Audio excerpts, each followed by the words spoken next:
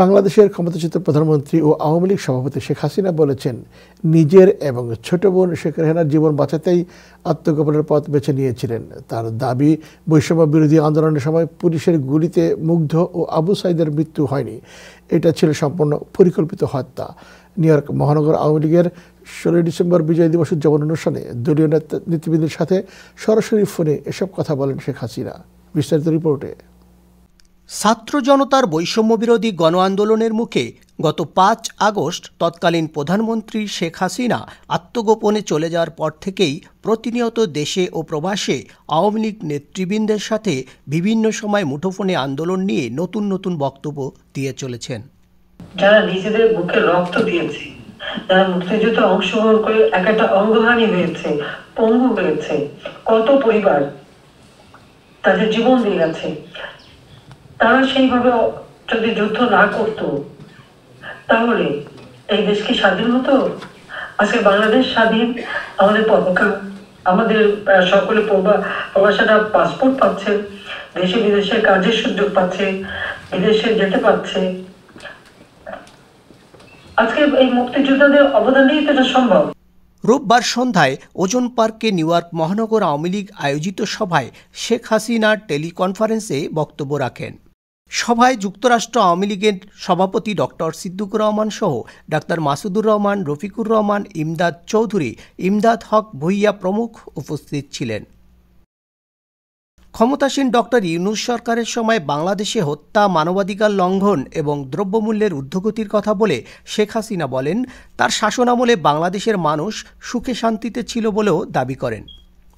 Doctor ইউনূসকে meticulous কিলার বলেও আখ্যা দেন শেখ হাসিনা এবং বিএনপির উদ্দেশ্যে বলেন, সময় একরকম যায় না। পুলিশকে যেভাবে মেরেছে, প্রায় 256টা পুলিশ স্টেশনে আগুন দিয়েছে, প্রত্যেকটা পুলিশ স্টেশনে, এবং ঢাকা শহরে কতগুলি পুলিশ স্টেশনে আগুন দিয়েছে, প্রতিটি পুলিশ স্টেশনে পুলিশকে আগুন দিয়ে পুড়িয়ে মেরেছে, অস্ত্র লুটপাট করেছে। এই অস্ত্র কোথায় গেল? তার কাছে গেল। আর এই যে বুলেট ইনজুরি, একজন এই বর্তমান ইউনূস সরকারের যে একজন উপদেষ্টা, তিনি নিজেই বললেন ওই বুলেট দেখে, যেটা 7.62 বুলেট, এটা একটা অন্য ধরনের রাইফেল, যে রাইফেল আমাদের পুলিশ, বিডিআর বা আর্মি কেউ ব্যবহার করে না। এবং তিনি বললেন এটাকে গভীরভাবে তদন্ত করতে হবে। যে উনি তদন্ত করার কথা বললেন, ইউনূস তাকে সাথে সাথে সেই পদ থেকে সরিয়ে দিল। কেন সরিয়ে দিল? তাহলে এই যে হত্যাকাণ্ডগুলি ঘটেছিল, এই হত্যাকাণ্ড তো আমরা ঘটাইনি। আমি তো চাইনি যে লাশের উপর লাশ পড়ুক। আমি যদি সেটা চাইতাম তাহলে তো আমি ঠিকই ক্ষমতা ধরে রাখতে পারতাম। যখন এই একটার পর একটা এরকম মানুষের জীবন যাচ্ছে, তখন আমি সিদ্ধান্ত নিলাম যাওয়ার দরকার নেই।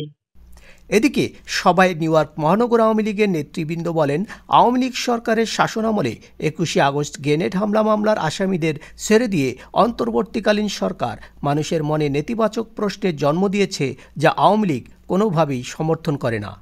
21শে আগস্টে নির্মম হত্যাকাণ্ড হয়েছিল, আইবির রহমান সহ সেই হত্যাকারী তারেক জিয়া সহ তাদেরকে মুক্তি দেওয়া হয়েছে।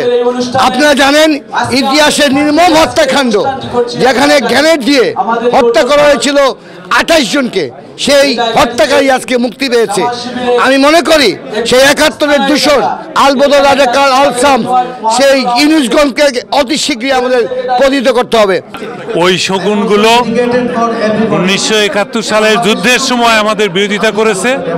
আজকে এই শগুনের দল আমাদের অস্তিত্বকে বিলীন করে দিয়েছে। একটা বিচার বিভাগকে দিয়া এই কলঙ্কিত সংশোধন করলো প্রত্যক্ষ খুনিকে 21শে আগস্টে, সেই খুনিদেরকে বিচার বিভাগকে দেখায় তাদেরকে মুক্ত করে দিল। এরপরে কোনো বিচার বিভাগ পৃথিবীতে থাকতে পারে না। এর কোনো কার্যকারিতাটাকে সম্পূর্ণভাবে বিলীন করে দিল। এটা কারো ব্যক্তি না, এটা রাষ্ট্রীয় একটা সম্মানের জায়গা, অস্তিত্বের জায়গা, মানব জাতির অস্তিত্বের জায়গাকে বিলীন করে দিছে। তাই আমরা এটার তীব্র নিন্দা জানাই, প্রতিবাদ জানাই, ঘৃণা করি। এসকে সোহাগ, টাইম টেলিভিশন, নিউ ইয়র্ক।